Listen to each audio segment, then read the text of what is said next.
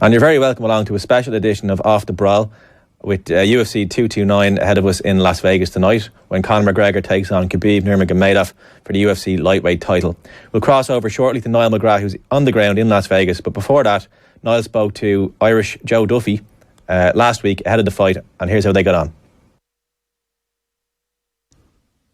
All the way in Montreal, Canada, Mr. Joseph Duffy. Joe, great to have you on the show. How are you, my friend? I'm all good, Niall, thanks. How's things on your end? Good, not too bad, not too bad. One or two little things, but nothing we can't overcome, Joseph. I believe you've some amazing news this week. Would you like to fill in our listeners and viewers? Yeah, that's it. We got the good news this week. So my girlfriend's pregnant, so it'll be the first of many. Hopefully, I'm hoping for a wee army. How did you feel? Obviously, when you learned that news, congratulations. Obviously, by the way, as well. I've been on text to you. That's fantastic. How do you feel about that? Excited? Yeah, exactly. Just buzzing. Like, I suppose it's kind of surreal. Like nothing changes for me. Like, so it's like it kind of doesn't sink in, I suppose, and I think it's do you know when it's due? Actually, it's April Fool's Day, so nobody's going to believe us when it is born anyway. But April Fool's Day. Oh, April Fool's Day. So brilliant. That's it. Plenty to look forward to. Excellent, great news, Joe. Delighted for you. Best wishes from everyone as well here in Off the Ball. All right, Joe. Lots to talk about. Obviously, your shoulder injury, your torn labrum. First of all, how is the shoulder? What's the update on the injury? I know you're back in training now, but you've been on the sidelines for quite some time. How's progression going, Joseph? Yeah, definitely. It's I've been giving it some stick now. Like I really put it through the mill now, just to make sure it's good. I've done a lot of work with it this week, a lot of striking. Back boxing sparring. I was back MMA sparring. And it's feeling good. It's just a case of getting the cardio back up now and the conditioning back up. Just getting the muscles used to going through the 2 sessions a day. But I've been building it up over the week, so it's getting there again. So touch wood. Now I can get out to the end of the year. Are you back hitting bags and all, and sparring?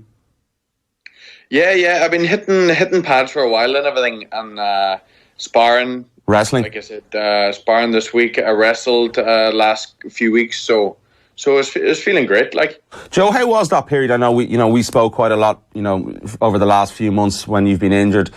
In terms of your mentality and having to deal with that, because I know you're a guy who's you're constantly in the gym. If you're not, training, you're competing in Brazilian Jiu-Jitsu tournaments and things like that. It's obviously been a massively frustrating period psychologically for you. Yeah, it is. It's very frustrating, Niall. Just especially after signing the new contract. One of the things that I was saying was I wanted to be active. So like the shoulder's been going on a while anyway. But I think after the fight, when I tried to get back into training, it was just telling me it's time to get it sorted, But you go through it. It's been going on.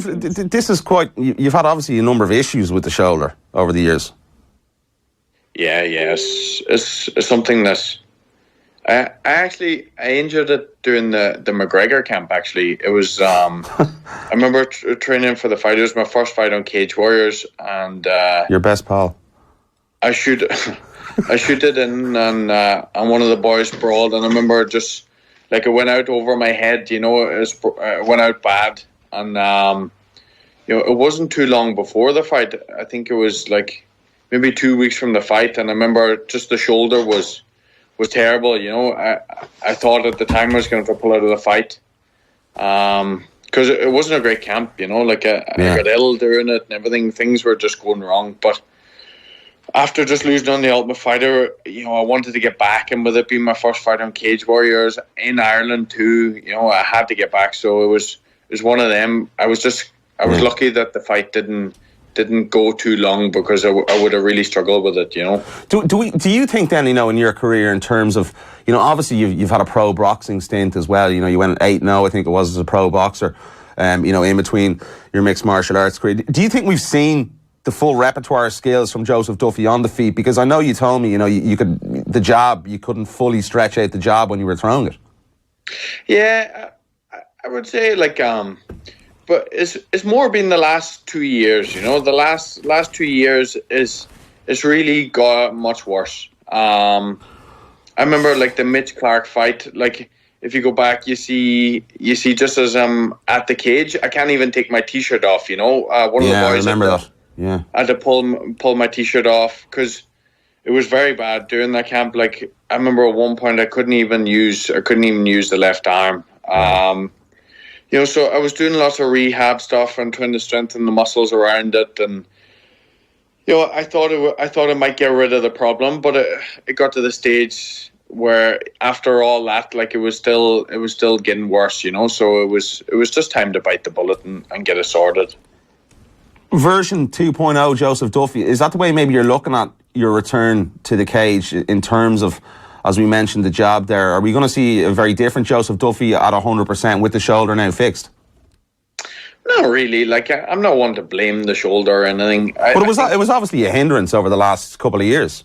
It was a hindrance. Like my left hook, throwing a power left hook or any of that kind of thing. Or just one of the things that I didn't like was I was feinting a lot with the jab, but I couldn't actually throw the jab. So it was no longer becoming believable, you know. It was just a feint, but sure, you're not going to believe a feint when you haven't seen no jabs coming at you. So that was one of the things that really stood out to me when I watched back and analysed my fights. Well, maybe the question I should have asked then: Are you excited maybe to go in there, you know, feeling at 100% and not having that issue, nagging pain, as you said, with the shoulder? Yeah, definitely. I'm I'm really excited. Obviously is for any fighter. I think there's always issues, but you know, being able to use the jab and stretch it out again, and obviously snap it without worrying. If I miss, worrying if it's going to pop out or whatever, then obviously that's definitely a benefit to have. Definitely, you know, I know you're not one to call out anyone, and is there any opponents? Is there any maybe date in mind? I think you'd mentioned maybe the end of year, or the you know, first couple of months of next year. I think you were talking about the potential of getting on that Toronto card as well. Is there a card? Is there an opponent in mind? What's the situation on terms of that?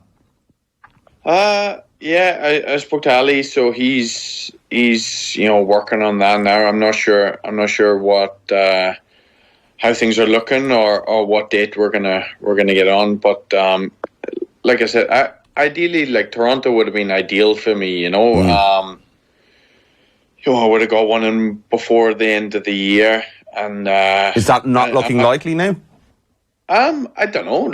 I'm sure it's possible. I suppose it all depends on how many fights are on the card, or if it all works out. I'm not sure. You know, I suppose it's whatever makes sense to the UFC. I thought Toronto made sense because there's plenty Irish in Toronto. You know, I get a lot of messages from Toronto. A lot of Irish, a bunch of Irish ones who's up there, who's always asking if I'm fighting. You know, so.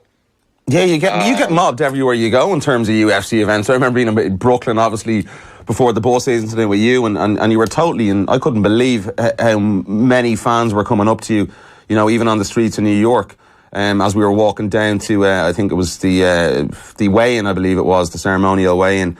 It was crazy. It must be pretty cool, you know, getting that recognition even, you know, stateside, anywhere, Las Vegas, New York, as you said, Toronto. Yeah, it's always a surprise for me, to be honest. Especially in Montreal, you fly under the radar. I find here there's a handful of times where I'll be stopped in I don't know, in the shops or whatever. Someone will come up to me, and it's always a shock, you know. I'm always awkward because I'm not expecting it at all, you know. Yeah. And then at the shows, it's a bit surreal, I find, especially somewhere New York or Vegas when you walk in somewhere and someone recognizes you. But But I think I suppose when you're around the fight or whatever, then you got them type of fans, people who will recognise you, and Joe, would you just pull down your camera for me? We can't see that pretty face and that new haircut. There we go, perfect.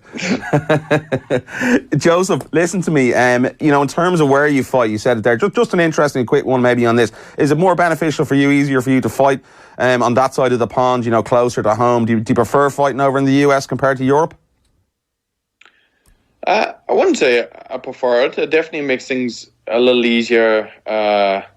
Logistically, obviously taking your coaches and training partners over, and like I normally work with Lockhart, so getting Lockhart in all this, it just makes it a little bit easier. But obviously, there's something nice about fighting in front of your fans, your family, who's all it's an easier journey for them to make. I said so. I wouldn't like everyone traveling for me all the time, it costs them a fortune and everything. So if I can always fight a little bit closer to home, then it's nice to get that in too, So a bit of a balance of the two is great for me, I find. We spoke a few months ago, Joseph, and you told me maybe at times it was a little bit, it's a different form of life, and obviously you miss your family and friends back here. I believe you're coming back to train a little bit with your ex-training partner Tom Breeze, and you're going to be in the UK and Ireland. Just talk to the guys maybe about what the plan is there coming back over this side of the pond for a few weeks.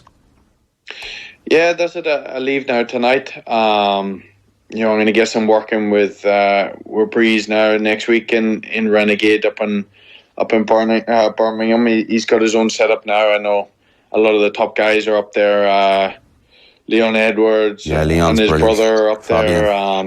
They got a lot of good guys up there. So, and I guess I'm working with Breeze. I guess I'm working with my mate when I'm back as well. Get some mountain runs in down in Wales, and just get a little bit in, see the family. And then the following week, I got a lot planned. I'm going to be here, there, and everywhere. I'm going to be back home for a few days. I think. You might as well get it in before April, Joe. Do as much as you can. A lot of changing nappies after that. Aye, that's it. The passport will be on lockdown then. Joseph, we have to ask you, obviously, the big fight coming up, a guy you've been in there with before. And just before I get to it, I want to just get your opinion on Miles Price's comments regarding Conor McGregor. Miles is obviously a guy yourself, you and I know. From Team Rhino. He came out with comments this week. He used to obviously be with SBG in 2010. He came out with the comments. He called Conor McGregor effectively narcissistic. And he basically said he didn't like him very much. Was the theme of the interview. It was from actually PT Carroll, MMAfighting.com. The interview. Just your thoughts on those comments on him, an Irishman training with stablemate of yours in Khabib Nurmagomedov. I suppose, in your fight career, everyone's kind of got to do what's best for them, Like, obviously, Miles has the opportunity to go across to AKA and get some great work in with some of the best guys in the world.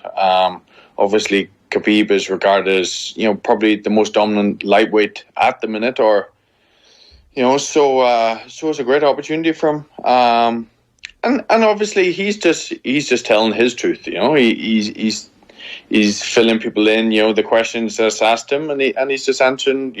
From an honest perspective. I can understand that. From my experience with SBG and coming across the on Cage Warriors on the shows. Even when UFC pulled me from the main event in Dublin, even the comments they were making then, there's always digs thrown in here or there. It's kind of like SBG against everyone, Is that sort of frustrating for you? You've obviously been in there before, and I know you've had one or two words maybe, during that press conference. Do you think maybe he could do more in terms of, representing the sport for this country? I think he's just gonna do what he's gonna do. I think everyone's got to do it their way. Like it wouldn't be my way of doing it. You know, the thing that happened in Brooklyn, obviously, that was a bad, you know, that was a bad one for the sport. Just because he's so well known, you know, like he's so well known, everyone, you know, a lot of the youngsters look up to him back home, and just like obviously I was in Brooklyn, so I heard the way a lot of people were talking about the Irish there. You know, give a bad name, but he's got to do it his way. You know, he's got to do it his way, and obviously, like at the same time, you can't fault him for, you know, what he's done for the sport. You know, like by talking and everything, he's kind of brought eyes to the sport, and obviously he's made the sport more popular. So, you know, there's good and bad to it all, but like I said, you just got to do your own way. Brilliant stuff. In terms of the fight yourself, Joe, you wouldn't just mind adjusting your camera again, mate? Just drop it down a bit. Lovely. Too high again. There we go. That's perfect there. Jeez, I need longer arms here now. Arms like a baby gorilla. Joseph, just in terms of the fight itself, you know, for me, it's a fantastic contest. It's obviously, you know, I think people have been saying the classic striker versus grapplers matchup. You know, how do you see this one panning out? You know, a guy who's obviously been in there with Conor, and you know Khabib well. I think we know everyone. Is this going to play out the way we all think it's going to play out? I think it plays out exactly how I would think it's going to play out. This, you know, classic. Yeah, is there? No, I mean, in terms, is there any danger, you know, that this could be, you know, a fight I thoroughly enjoyed? I know it got a lot of criticism. Was the, you know, Tyron Woodley Wonderboy fight where, you know, I think there was 15, 16 strikes thrown in the whole fight. Is there a danger that that's going to happen? You know, in terms of the spectacle? I don't think so. I think both guys always come to fight.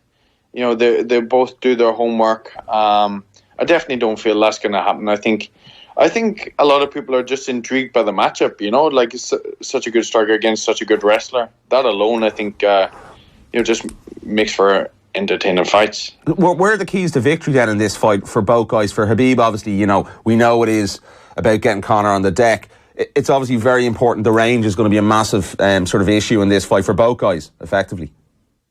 Yeah, definitely. Like, I think it's no secret that obviously Conor's got the advantage on the feet, and Khabib's got the advantage on the ground. I think I'm interested to see who's on the front foot, who's on the back foot. That's something I'm interested to see. I'm interested to see how Khabib will look to close the distance for the takedowns. I'm looking to see how Conor deals with that. You know, how he lets his strikes go with the fear of the takedowns. You know, I think just all of them bits and pieces together, like, I think makes it interesting. You know, well, from a fighter's perspective, anyway, that's what I'm looking forward to watching and just analysing as a fighter. You know, definitely. Question then, you know, who walks away with that world lightweight strap? Who do you feel wins the fight? You know, is there a prediction in your head? Are you like me and many other people in terms of, you know, it's sort of a pick 'em fight? I think a lot of people are sort of going along the lines and saying. I think for me, Khabib, because he's always been so dominant, you know, and in every fight, like against all level guys, he's always been very dominant. And obviously, like, he's 26-0. I think that speaks for itself. I think I feel he's the best lightweight in the world at the minute. Do you think it's going to be a domination from Khabib? Because, you know, for me, I think, you know, this fight doesn't go outside 3 rounds. Like, I can't see it going outside of 3. I think Khabib's either going to be dominant or Conor's going to land something within the first 2. And if it does go past 3, it'll obviously be fancying, you know, Khabib to get the job done, because I think Conor's obviously had issues with his gas tank as well. Is this going to be a quick fight? Is it going to play out long? How do you feel about that as well? I don't know. Again, like, I find it hard to say, because I think Conor's got better ground than people give him credit for. Yeah, I agree. Better takedown defense too, I think, as well. That's, you know, something we saw against Diaz was pretty tidy. He's got he's got good takedown defense, you know, and I find like he moves with things well, you know, like he'll kind of go with the weight well and turn people over. But obviously, like I don't feel like he's wrestled anybody of Khabib's caliber, you know. Yeah, I definitely agree with that one. I don't think he has.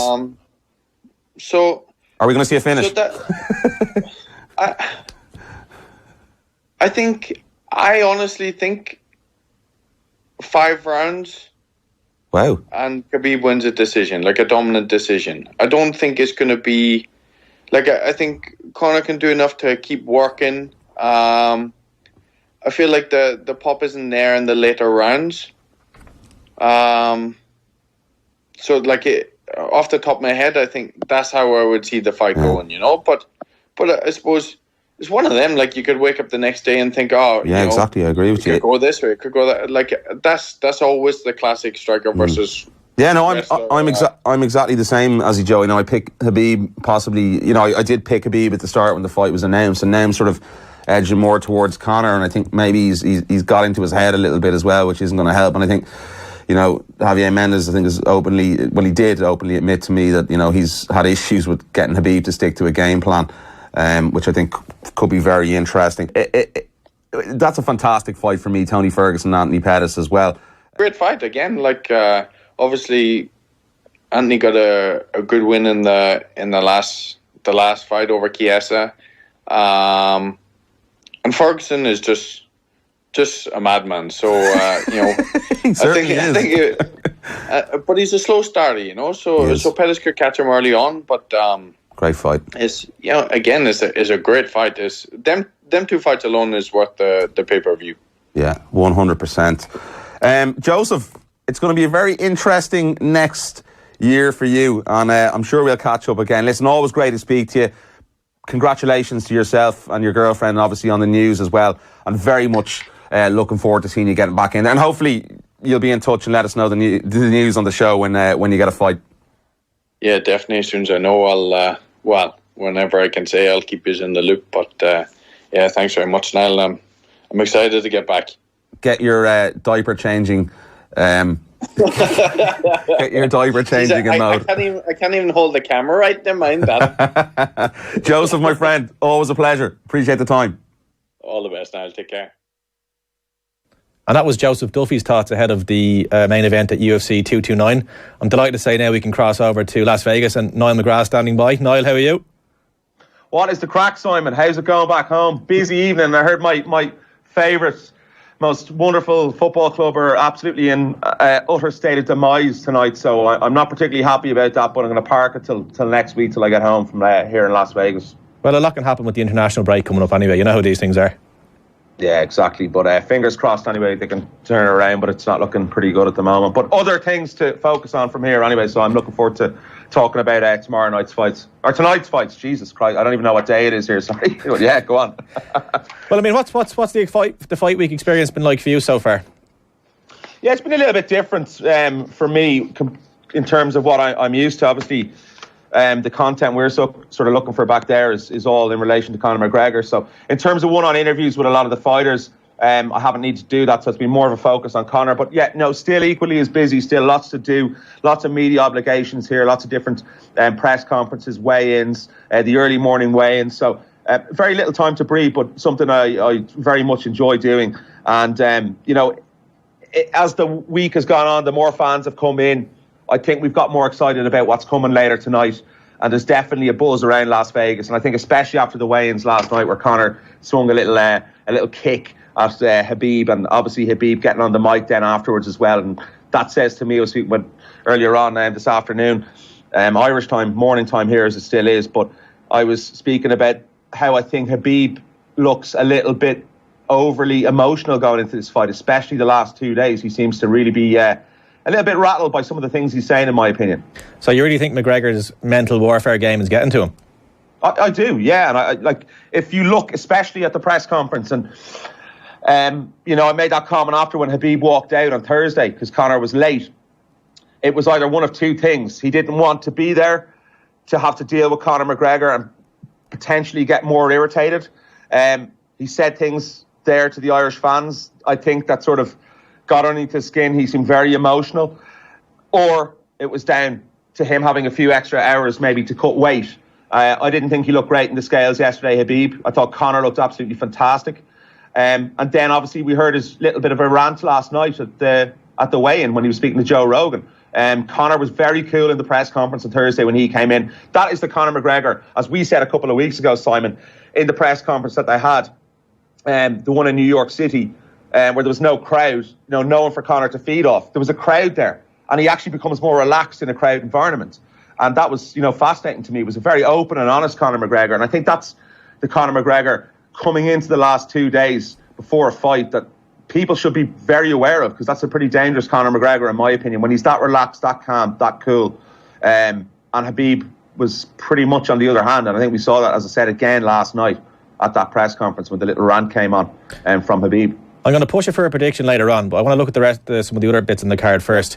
I mean, the main event, or the main card, opens with Felice Herrig and Michelle Waterson, which I think is going to be a bit of a cracker. How do you think that's going to go? Yeah, I love that fight. Michelle's a girl I've spoken to quite a lot over the years, and a really, really good technical fighter. Brilliant karate, obviously, her nickname, the karate hottie, Michelle Waterson.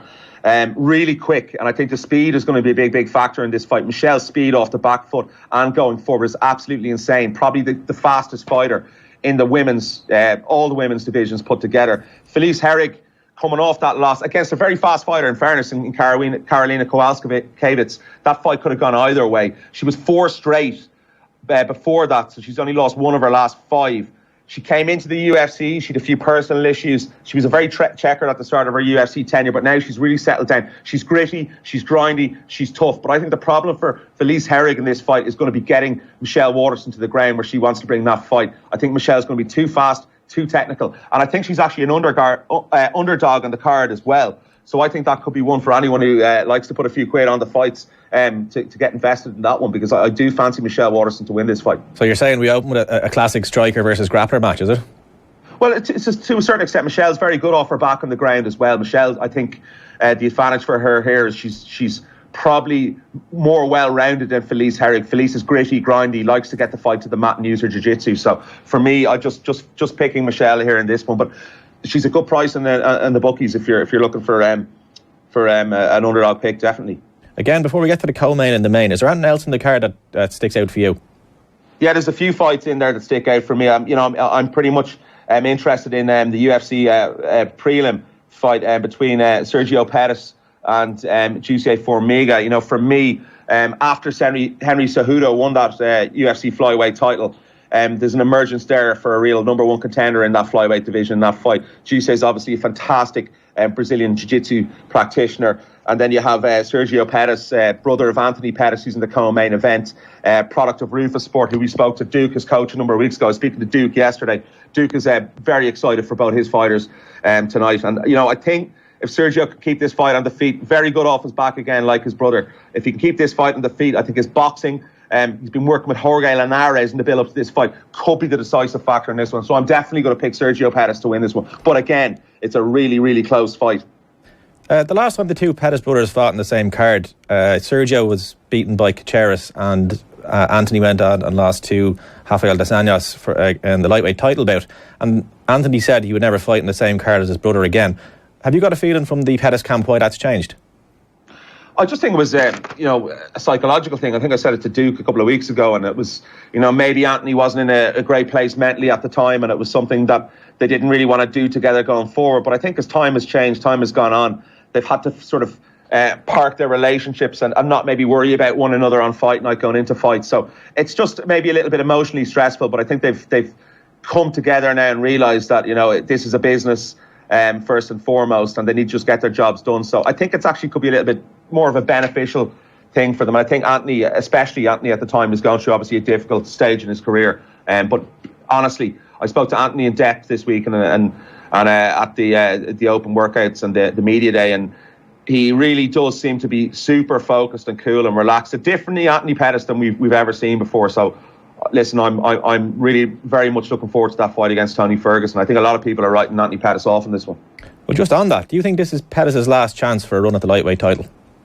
I think so. I think he's been granted an opportunity here, and He's very much in that mindset that, this is an opportunity. Obviously, he's had a checkered run in his last number of fights, 1-1, lost one, 1-1, lost one. He needs to get some consistency back in the game. And I think when Duke spoke to us a couple of weeks ago, that was very much the thought process in the camp. And when you've an Anthony Pettis that's as dangerous as he can potentially be, it's just really, I think, a confidence issue with Anthony and putting it all together. And I've sensed a very relaxed, very focused, very calm, and a very confident Anthony Pettis in the build-up to this fight. He's very respectful of Tony Ferguson. But I saw areas in Tony Ferguson this week that I've never really seen from Tony. I think Tony could be potentially overlooking Anthony Pettis here. I think he's very much distracted on what's going on in that main event. He's been walking around with the belt that's been stripped from him, the interim title that he had. I think that was just, he said he's champion of his fans, his family and friends. There's more to it in that. He mentioned to me as well that he said, we don't know how valid this is, but he said that he was offered a fight with Conor McGregor, a bout agreement. He signed the bout agreement, Conor McGregor didn't. So he didn't give a time frame of when he was offered that, but that's an interesting thing as well. He hasn't revealed that to the media before, so that's a fascinating thing. And I think maybe Tony's mind could potentially be on, the gripes he's had with the media as well. And there's been a lot of sort of ifs and buts about Tony coming into this camp. Is his knee fully, repaired from when he tripped in the build-up to that fight in the TV set and tore his ACL? So it's really interesting to see how this one's going to play out. And I think people are underestimating Anthony Pettis here. Yeah, just in relation to that Ferguson bout agreement with McGregor, we need to get a proper timeline on that, because it doesn't add up. Because there's no way he was offered it for either the Diaz fights, and then McGregor was straight into Alvarez. So when was this bout offered to him? Yeah, he didn't say when the bout was offered to him. I sent the guys had a clip of it there during the week. He said he didn't. He said he couldn't remember. So yeah, it is going to be interesting, and maybe we'll get an answer off him tonight in the post-fight press conference. It's something I'll definitely bring up if given the opportunity, if he's there for media access after the fight. Excellent. And now moving on to the main event, you were flip-flopping between the two. We're going to have to ask you for your prediction. Yeah, I've been flip-flopping all week, the last 2 weeks, probably the last 4 weeks, since 4 or 5, 6, whatever it is, since the fight's been announced. Obviously, we haven't had a huge amount of time to digest everything. But, the more the week has gone on, I favour towards Conor McGregor. I think he's become a lot more cool, calm, collected. And I think when Conor's, gets the trash talking going at the start and slowly fades into it, and he becomes more focused and self-centred, it's a very dangerous Conor McGregor. And I think Khabib, on the other side, has become a little bit OTT in his emotions, and he looks like he's a bit of beef with the Irish fans and Conor McGregor, obviously, and there's been a certain aggressional emotion shown from Khabib, in my opinion, and I think that's big in relation to Khabib's game plan and the way it pans out. He's done it in the past. You never know in the fight game. He could stand and bang. It would be utterly stupid, but it is a possibility to happen. So I just think there's too many holes in his stand-up game as well. The Ali Akinta fight, I think Al could have really done a lot more in that fight. I've said it. I sat down there. I was on press row watching the fight. There was numerous occasions in the 3rd, 4th, and possibly 5th round where Al could have thrown an overhand right. It was there. It was definitely there. Or a cross even. There was plenty of shots. And if you look at Khabib's face as well, I wouldn't read too much into the week, but he had obviously a black eye underneath his left eye. So it's going to be very interesting to see how much his stand-up has improved. But it just can't improve enough that drastically to go anywhere near Conor McGregor. So listen, it is fascinating. It's really going to come down to, for me, who is going to assert themselves on the front foot from the get-go in this fight, and whose tactics and skill set will work the best. I think Conor's going to land, and I think he's going to land hard within the first couple of rounds. And listen, Conor, if he can weather the storm, I think very much one of those fights. Conor weathering the storm in the first and taking full advantage in the second. Listen, Niall, thanks for taking the call, and enjoy the fight tonight. Thanks, Simon. Have a good one. Enjoy yourself, mate. I'll speak to you when we get back. Looking forward to catching up over a beer, because I haven't really had the chance to have a beer here in Las Vegas this week. Very tempting, but I've behaved myself. Nice one, buddy. Appreciate it. All right, good luck. See you now.